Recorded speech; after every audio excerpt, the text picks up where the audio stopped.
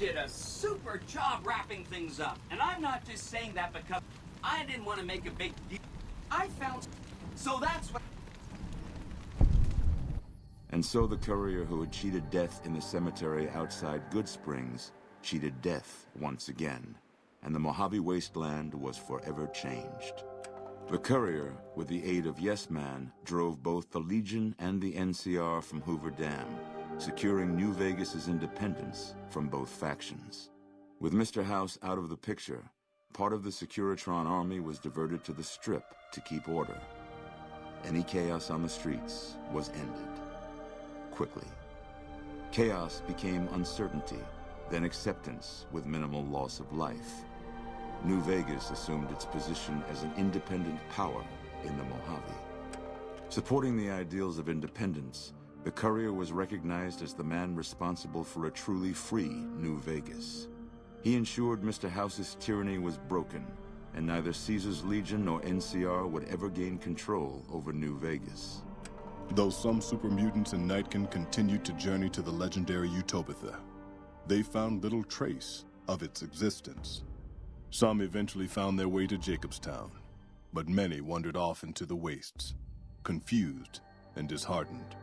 Invigorated by his travels with the courier, Raul once more took up his guns in memory of his lost Rafaela. Soon after, the Mojave was filled with tales of the ghost vaquero who hunts down those who prey on the weak. Without organized leadership, the remaining boomers slowly drifted away, leaving Nellis Air Force Base to be flooded by prospectors and scavengers. All of the boomers' accumulated knowledge quickly scattered, and their existence slowly faded from memory. Hoping to lead the Mojave Brotherhood down a new path, Veronica sought to learn from the thriving cultures of the desert. Absent a firm solution, Veronica's expression of frustration with Brotherhood leadership would lead to her banishment. She ended her days a wandering tinker. After the courier ensured New Vegas remained free, the followers found that independent Vegas was even more unstable and violent than before. Old Mormon Fort became excessively burdened by the influx of patients, struggling to provide even the most basic of services. Arcade was tending to the locals of Freeside when he learned that Caesar's Legion had been defeated, and NCR was being pushed out of New Vegas. Though he found that independence for New Vegas was not all he hoped it would be, Arcade did his best to help the locals govern themselves. With New Vegas's independence formally declared, Goodsprings thrived. More travelers stopped by Goodsprings on their way to and from the Strip, and the locals grew prosperous from the traffic. The slaughter of the Van Graffs and the Crimson Caravan caused no end of trouble for NCR back west. Already struggling, NCR's supply line suffered further as the two caravans withdrew support, until the massacre in the east was resolved. Cass lived to see the courier bring down 3 armies, and by her count, that was 3 more than she'd expected.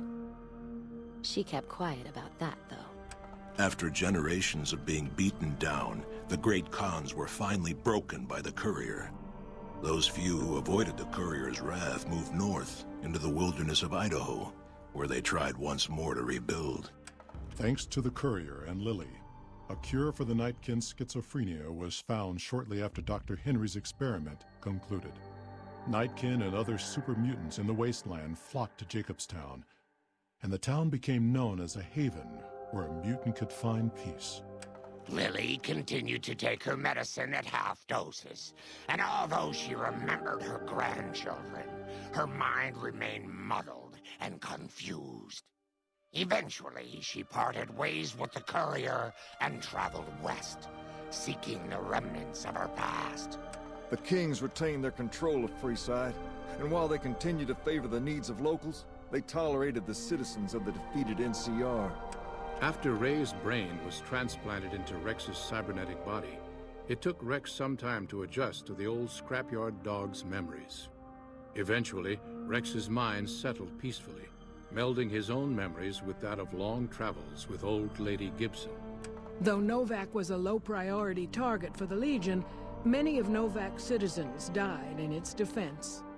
In the weeks that followed, several bright followers returned to Novak to help restore its defenses, allowing it to remain independent of NCR. Though NCR was withdrawing from the region, Boone remained in New Vegas, finding work as a security guard and caravan scout along the highways.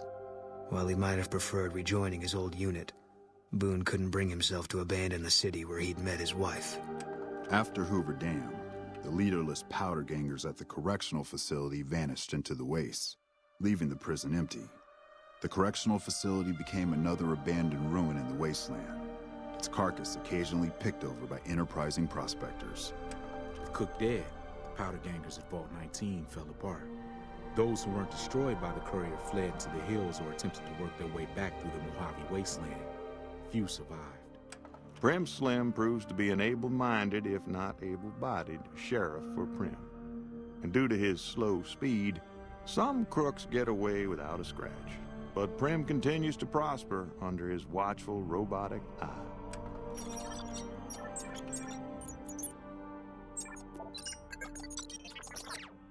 After the death of Chief Hanlon, the power of NCR's Rangers was broken for years. Their organization, so reliant on the wisdom and guidance of its elder members, became a shadow of what it once was to people across the wasteland. Despite surviving the destruction of the oil rig and the loss of their comrades at Navarro, the venerable remnants were no match for the courier. They carried the secrets of their old lives to their graves. And so the courier's road came to an end, for now. In the new world of the Mojave Wasteland, fighting continued, blood was spilled, and many lived and died just as they had in the old world. Because war never changes.